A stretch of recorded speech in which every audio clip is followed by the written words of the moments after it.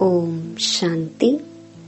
8 जून 2021 बाबा के महावाक्य। मीठे सेंसिबल बच्चे, सदा याद रखो कि हम अविनाशी आत्मा हैं। हमें अब बाप के साथ पहले तबके माना पहले फ्लोर में जाना है। प्रश्न: कौन सी मेहनत तुम हरेक बच्चे को अवश्य करनी है?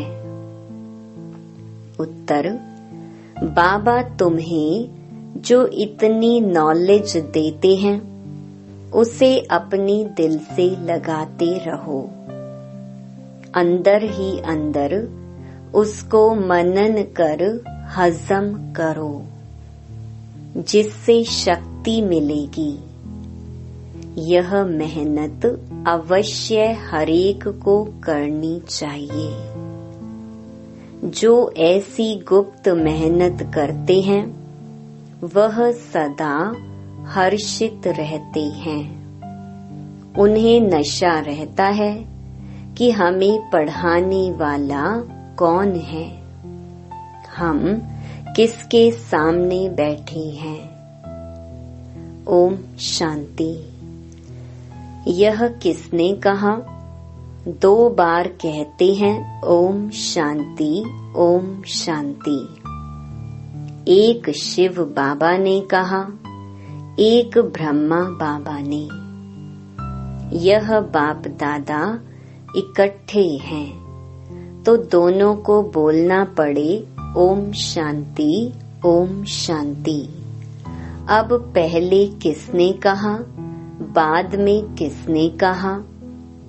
पहले शिव बाबा ने कहा ओम शांति। मैं शांति का सागर हूँ। पीछे किसने कहा? दादा की आत्मा ने कहा। बच्चों को याद दिलाते हैं ओम शांति।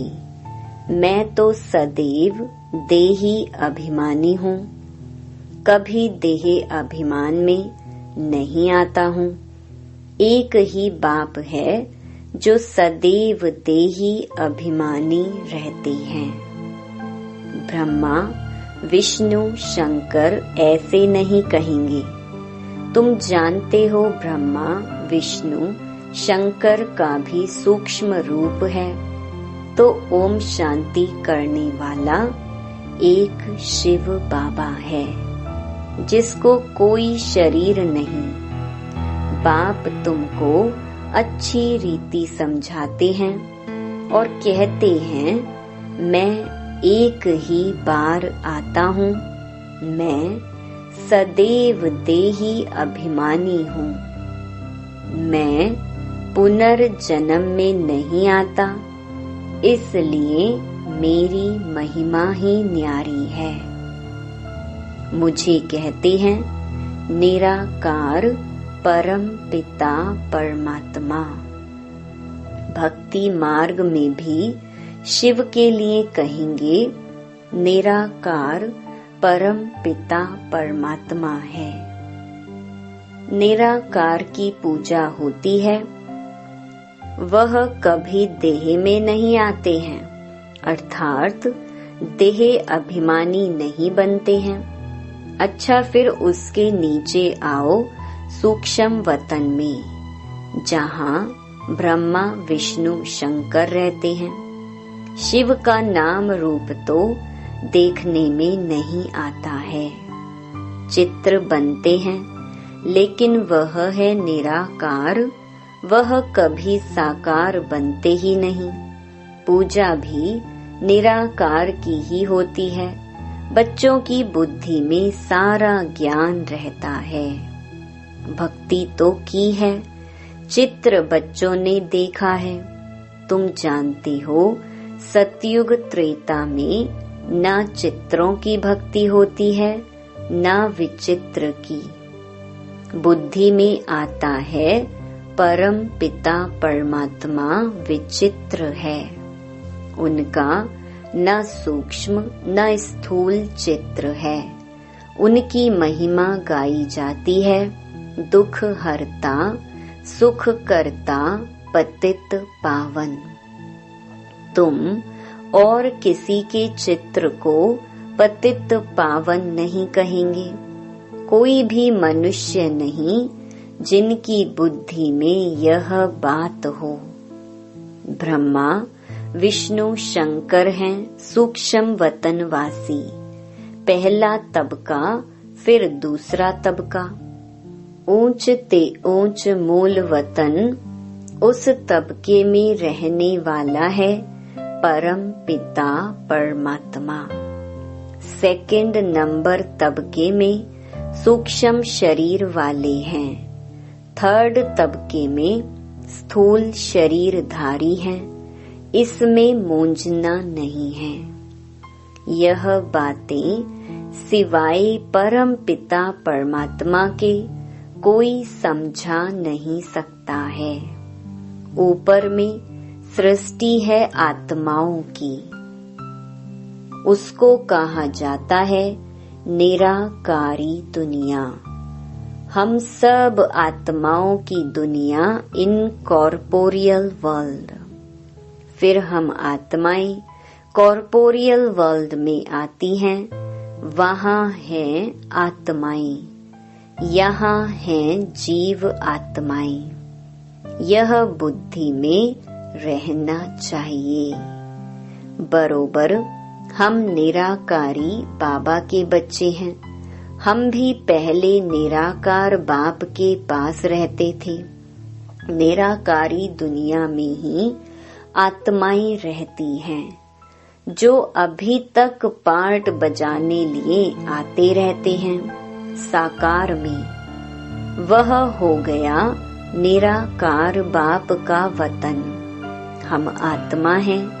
यह नशा होना चाहिए। अविनाशी चीज का नशा रहना चाहिए। विनाशी चीज का थोड़ी होना चाहिए। देह के नशे वाले को देह अभिमानी कहा जाता है। देह अभिमानी अच्छे व आत्म अभिमानी अच्छे। सेंसिबल कौन? आत्म अभिमानी। आत्मा ही अविनाशी है, देह तो विनाशी है। आत्मा कहती है हम 84 देह लेते हैं। हम आत्मा परम धाम में बाप के साथ रहने वाली हैं। वहाँ से आते हैं यहाँ पार्ट बजाने। आत्मा कहती है ओ बाबा। साकारी सृष्टि में है साकारी बाबा, निराकारी सृष्टि में निराकार बाबा। यह तो बिल्कुल सहज बात है। अब ब्रह्मा को कहते हैं प्रजापिता ब्रह्मा। सो तो यहाँ ठहराना। वहाँ हम आत्माएं सब एक बाप के बच्चे ब्रदर्स हैं। बाप शिव के साथ रहने वाले हैं।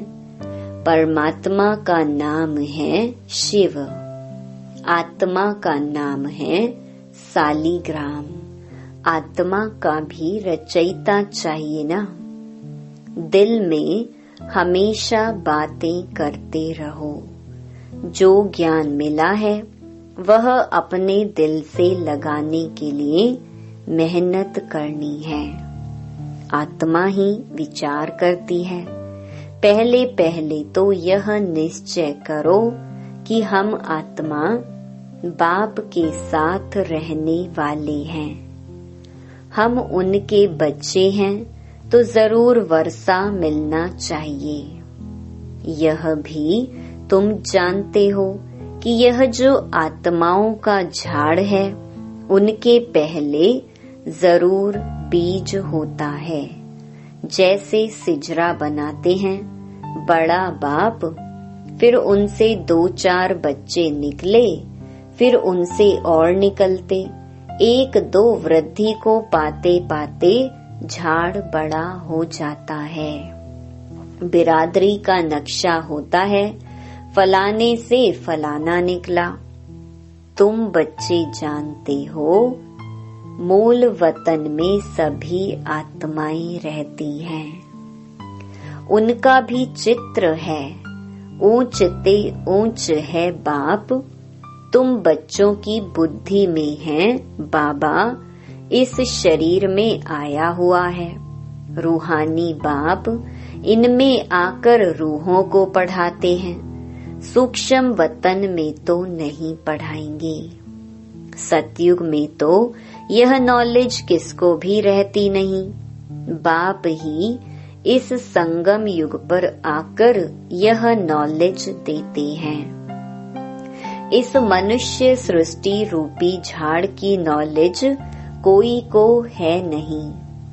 कल्प की आयु ही बहुत बड़ी लिख दी है। अभी बाप तुमको समझाते हैं, बच्चे अभी तुमको फिर घर चलना है। वह है आत्माओं का घर। बाप और बच्चे रहते हैं, सब ब्रदर्स हैं। ब्रदर और सिस्टर तब कहा जाता है जब यहाँ शरीर धारण करते हैं। हम आत्माएं सब भाई भाई हैं। भाई का जरूर बाप भी होगा ना। वह है परम पिता परमात्मा।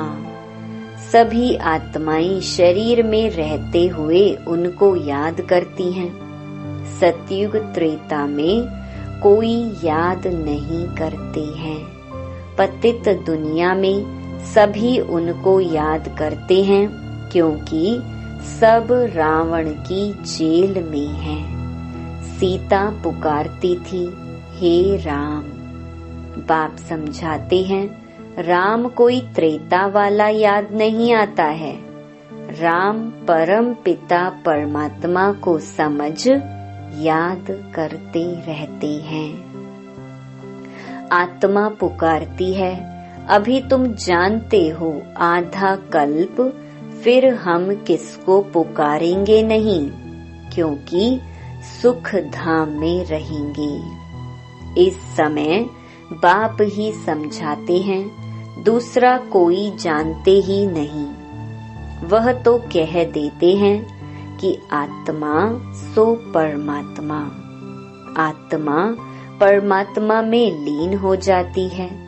बाप समझाते हैं, आत्मा तो अविनाशी है। एक भी आत्मा का विनाश नहीं हो सकता। जैसे बाप अविनाशी, वैसे आत्मा भी अविनाशी है। यहाँ आत्मा पतित तमो प्रधान बनती है, फिर बाप सतो प्रधान पवित्र बनाते हैं। सारी दुनिया को तमो प्रधान बनना ही है, फिर सतो प्रधान बनना है। पतित दुनिया को पावन बनाने बाप को आना पड़ता है। उनको कहते ही हैं गॉड फादर। बाप भी अविनाशी है, हम आत्माएं भी अविनाशी हैं। यह ड्रामा भी अविनाशी है।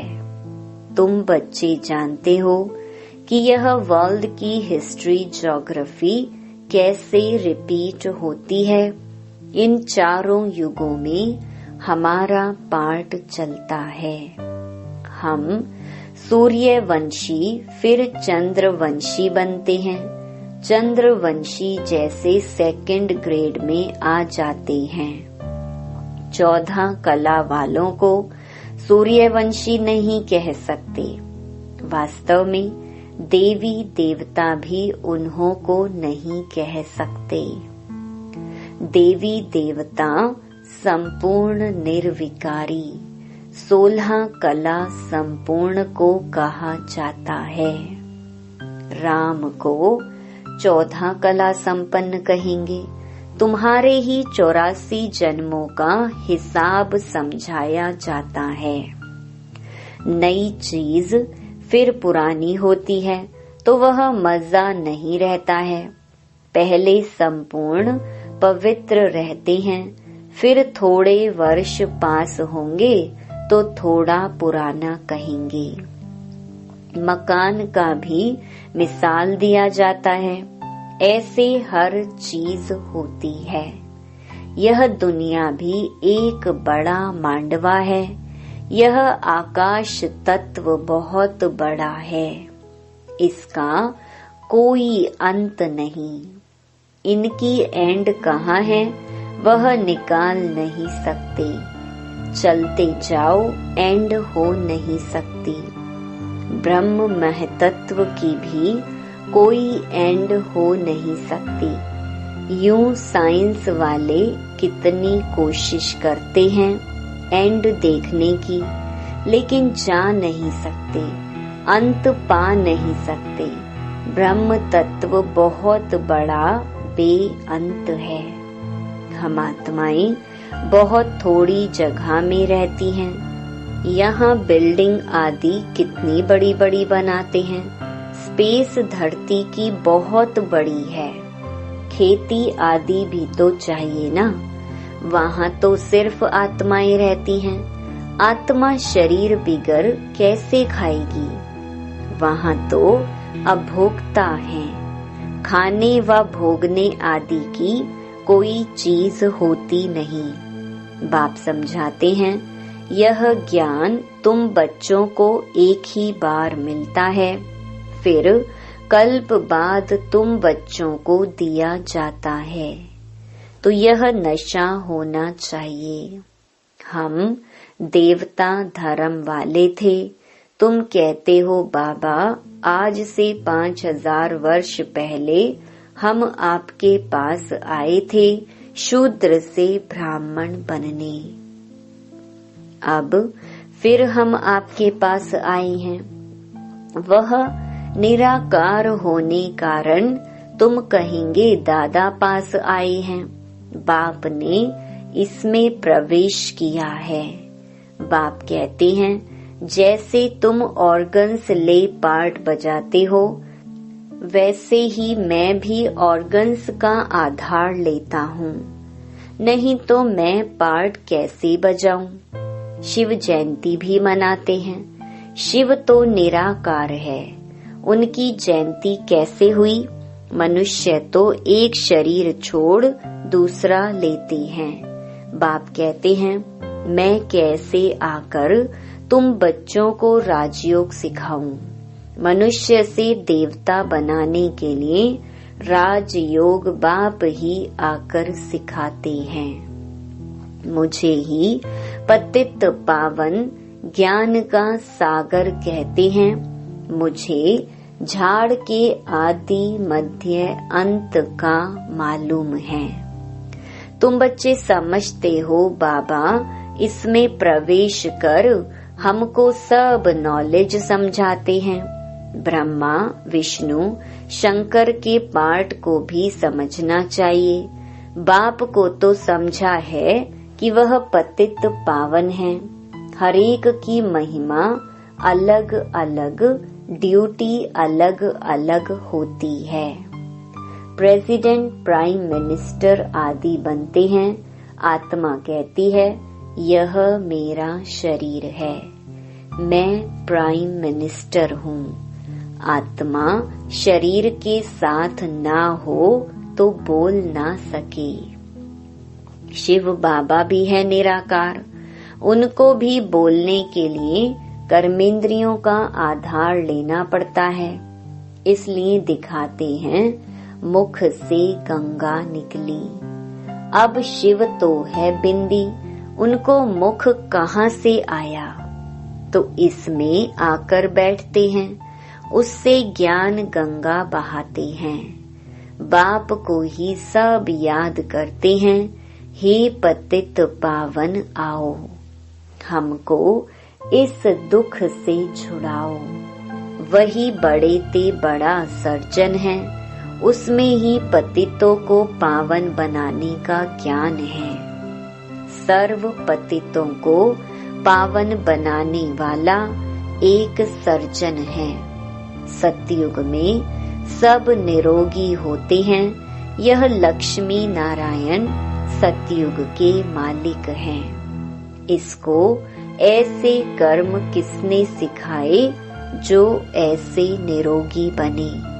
बाप ही आकर श्रेष्ठ कर्म सिखलाते हैं। यहाँ तो कर्म ही कूटते रहते हैं।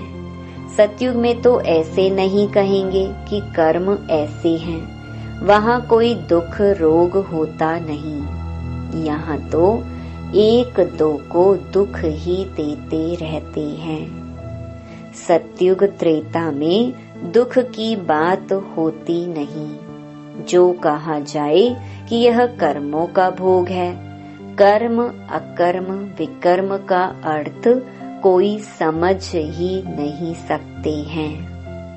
तुम जानते हो, हर एक चीज पहले सतो प्रधान, फिर सतो रजो तमो बनती है। सतयुग में 5 तत्व भी सतो प्रधान रहते हैं। हमारे शरीर भी सतो प्रधान प्रकृति के होते हैं। फिर आत्मा की 2 कला कम होने से शरीर भी ऐसे बनते हैं। सृष्टि की भी 2 कला कम हो जाती है। यह सब बाप ही बैठ समझाते हैं, दूसरा कोई समझा ना सके। अच्छा, मीठे मीठे सिकिलधे बच्चों प्रति मात पिता बाप दादा का याद प्यार और गुड मॉर्निंग। रूहानी बाप की रूहानी बच्चों को नमस्ते। धारणा के लिए मुख्य सार। पहला, अभी से ही बाप की श्रीमत पर ऐसे श्रेष्ठ कर्म करने हैं जो फिर कभी कर्म कूटने ना पड़े, अर्थात कर्मों की सजाएं ना खानी पड़े। दूसरा, किसी भी विनाशी चीज का नशा नहीं रखना है। यह देह भी विनाशी है, इसका भी नशा नहीं रखना है। सेंसिबल बनना है। वरदान, फरमान की पालना द्वारा सर्व अरमानों को खत्म करने वाले माया प्रूफ भव। अमृत वेले से लेकर रात तक दिनचर्या में जो भी फरमान मिले हुए हैं, उसी प्रमाण अपनी वृत्ति, दृष्टि, संकल्प, स्मृति, सर्विस और संबंध को चेक करो। जो हर संकल्प, हर कदम फरमान को पालन करते हैं, उनके सब अरमान खत्म हो जाते हैं। अगर अंदर में पुरुषार्थ का व सफलता का अरमान भी रह जाता है, तो जरूर कहाँ न कहाँ कोई न कोई फरमान पालन नहीं हो रहा है। तो जब भी कोई उलझन आए तो चारों ओर से चेक करो। इससे माया प्रूफ स्वतः बन जाएंगे। स्लोगन, अपनी सूक्ष्म कमजोरियों का चिंतन करके उन्हें मिटा देना, यही स्वचिंतन है। ओम शांति।